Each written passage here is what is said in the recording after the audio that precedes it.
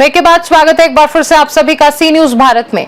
नोएडा और ग्रेटर नोएडा में प्लॉट खरीदने वालों के लिए ये खबर महत्वपूर्ण है। कई लोगों ने एक प्रॉपर्टी डीलर पर किश्तों पर प्लॉट दिलाने के नाम पर लाखों रुपए की कथित ठगी करने का आरोप लगाया है।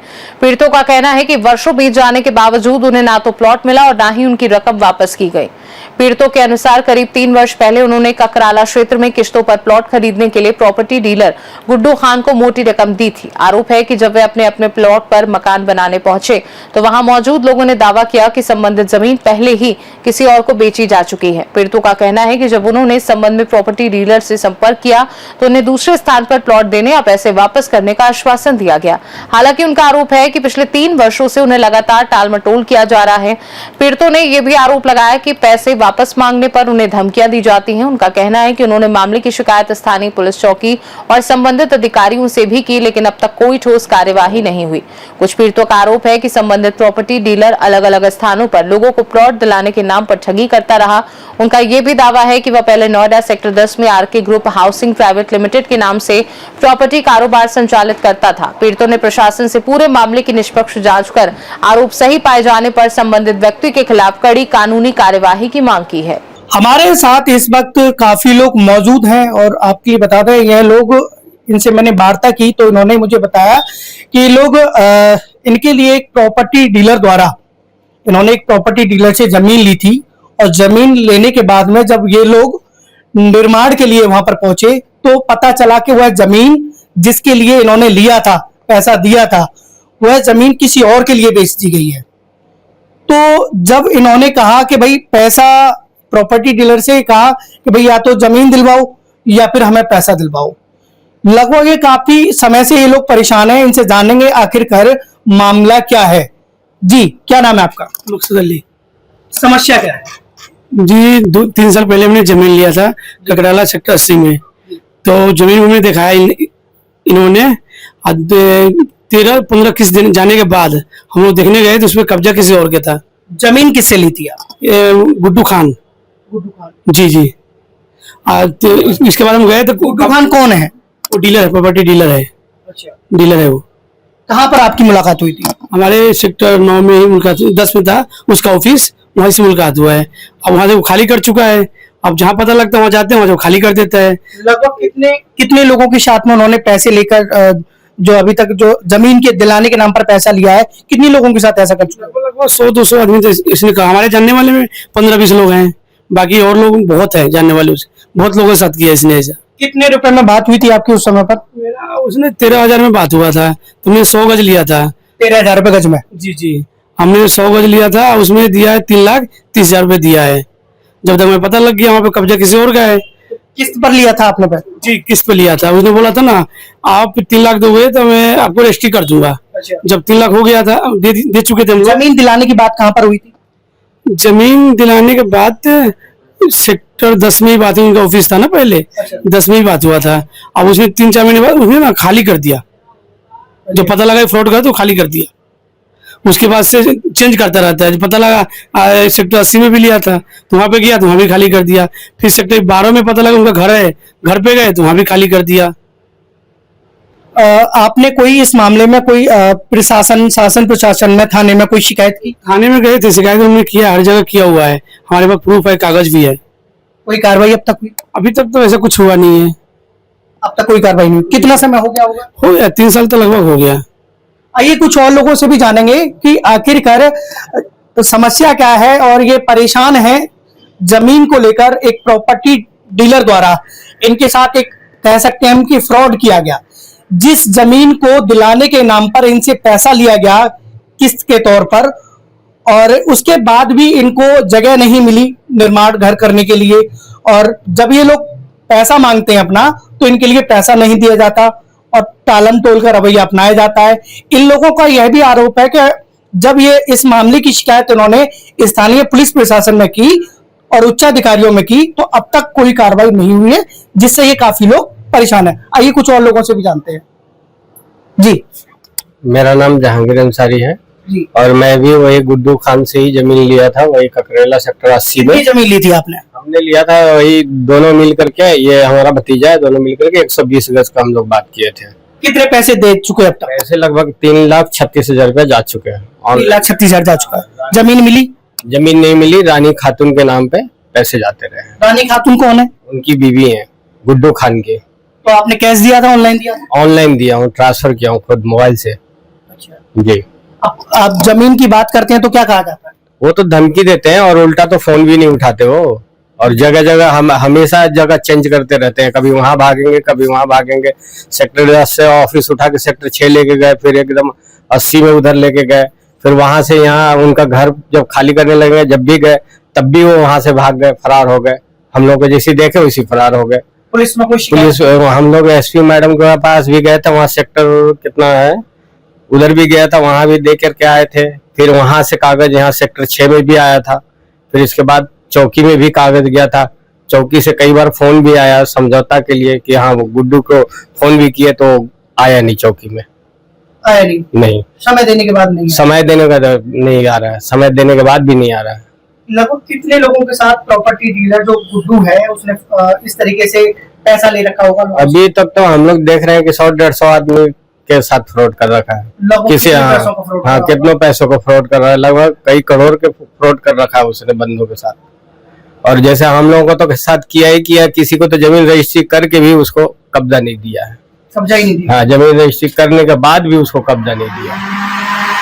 हाँ, क्योंकि हम लोग घर जब खाली कर रहा था, जब गए थे तो एक बंदा हमसे मिले थे, उनका नाम नहीं पता है। उन्होंने बोला कि मेरा रजिस्ट्री वगैरह सब हो गया है, फिर भी कब्जा नहीं दे रहे हैं। क्या नाम है बहन जी आपका? मेरा नाम समरूप भी है। क्या समस्या है? वही जमीन गुड्डू खान दिए थे। तेज बोलिए थोड़ा। गुड्डू खान से जमीन लिए थे, वो जमीन कब्जा नहीं दे रहा है। वो बोल रहा है कि मतलब कहीं और कहाँ लिए थे? कटरेला में लिए थे। अच्छा। वो बोल रहा है कि मतलब मैंने कहीं और जमीन देंगे और नहीं तो फिर पैसा वापस देंगे। पैसा भी वापस नहीं दे रहा है, ना जमीन भी दे रहा है। और मतलब तो पैसा मांग रहा है आदमी, तो वो बहुत धमकी दे रहा है मारने के लिए, मतलब जान से मार देंगे तो ऐसा कर देंगे। पुलिस में शिकायत की आपने? जी किए थे, वहाँ पे भी कुछ नहीं हुआ है। कोई कार्रवाई नहीं हुआ है। कितना समय हो गया होगा पैसा दिए हुए? 3 साल हो गया। 3 साल हो गया जी। और पुलिस में भी शिकायत की, कोई कार्रवाई नहीं? कुछ भी नहीं हुआ है। क्या चाहती हो? वही हमको जमीन दे और नहीं तो फिर पैसा वापस कर दे। या तो जमीन दे या फिर पैसा। हाँ। जी बहन जी, क्या नाम? मेरा नाम सजरुन निसा है। थोड़ा तेज बोलिए। मेरा नाम सजरुन निसा है।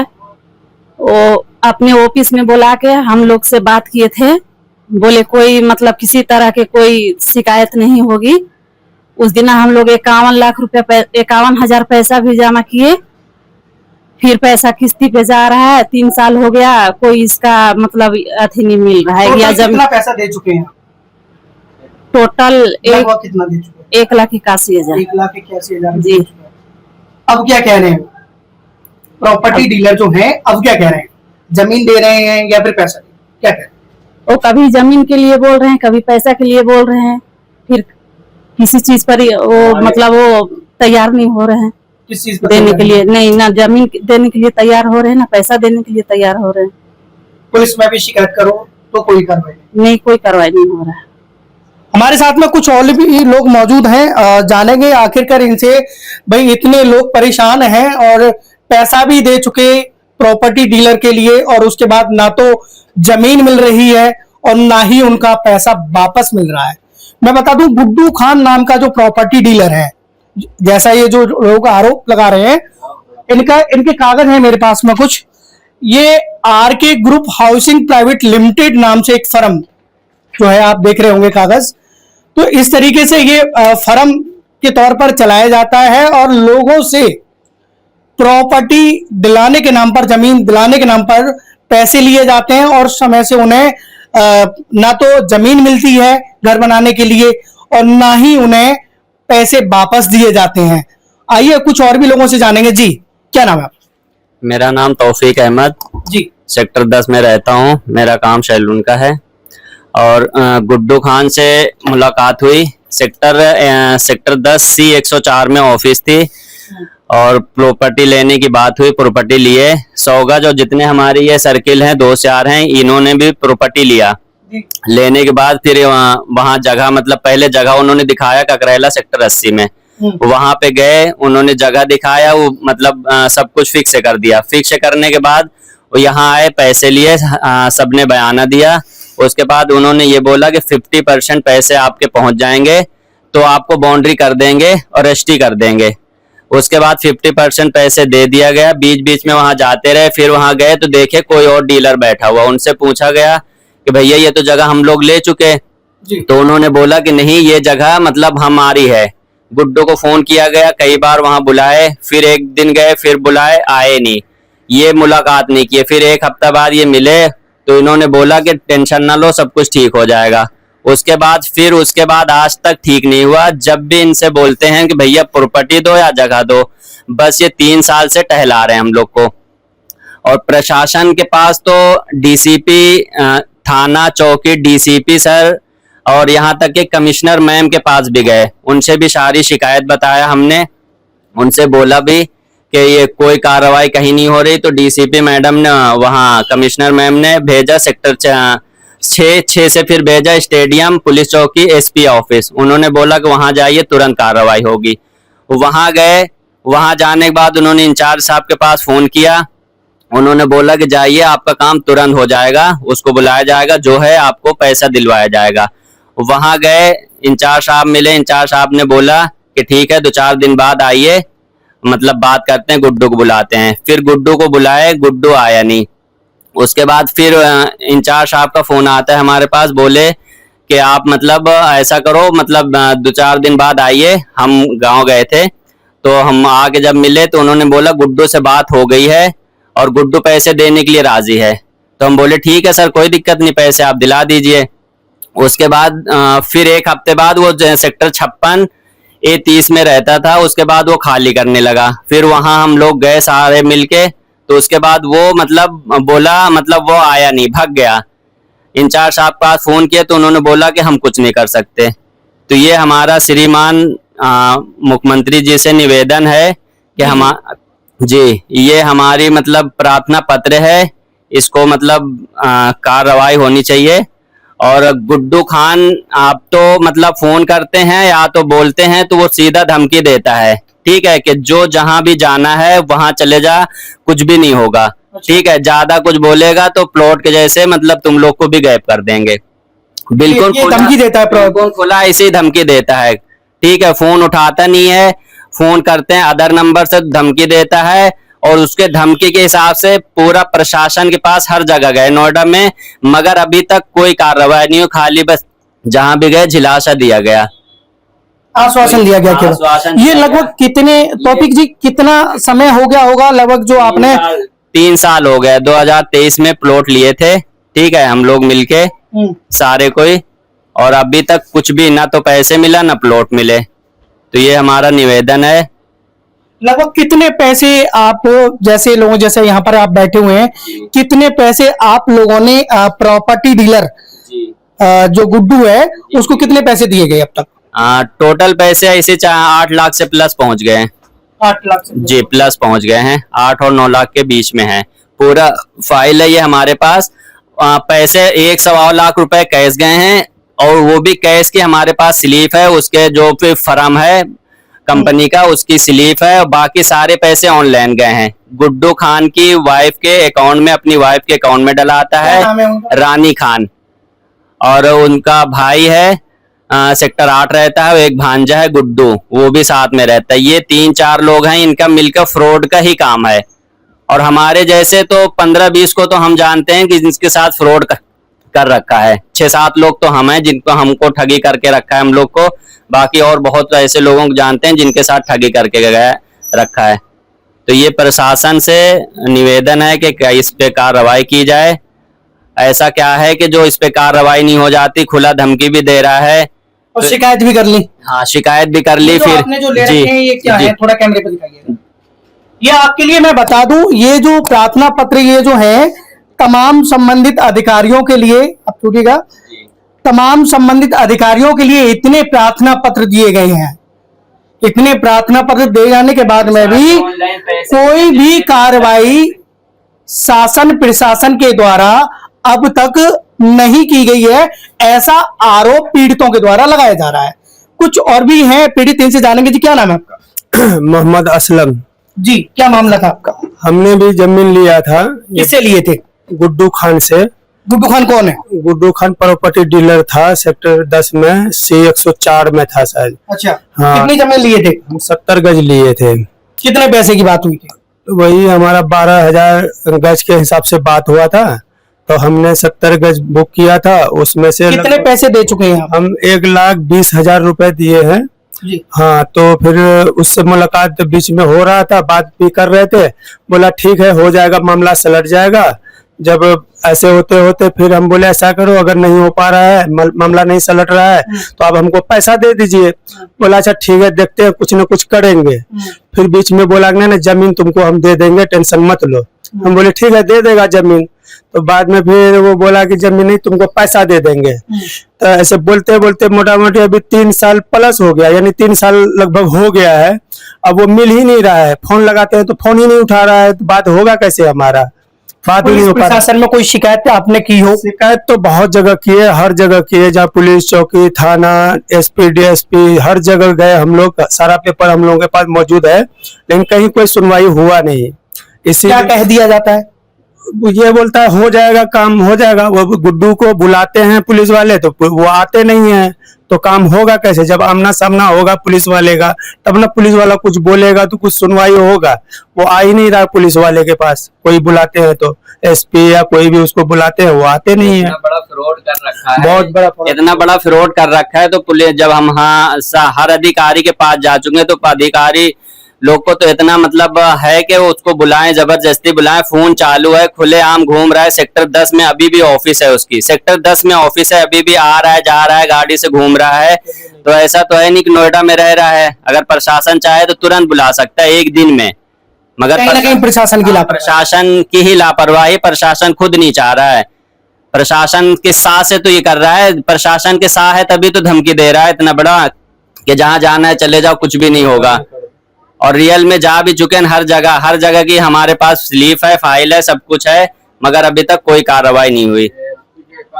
आप देख लीजिएगा, ये तमाम जगह की इन्होंने मुझे शिकायत पत्र दिखाए हैं और तमाम जो अधिकारियों से इन्होंने गुहार लगाई है, लेकिन उसके बाद में भी इनकी कोई कार्रवाई नहीं हुई है। अगर नोएडा पुलिस समय से अगर ये जो प्रॉपर्टी डीलर प्रॉपर्टी के नाम पर जिस तरीके की लोगों से पैसों की ठगी करते हैं, अगर समय रहते अगर वो कार्रवाई कर लें, तो आम जो लोग हैं, जो मध्यम वर्गीय लोग हैं, मिडिल क्लास लोग हैं, मजदूर परिवार के जो लोग हैं, वो लोग कहीं ना कहीं ठगी का शिकार ना हो।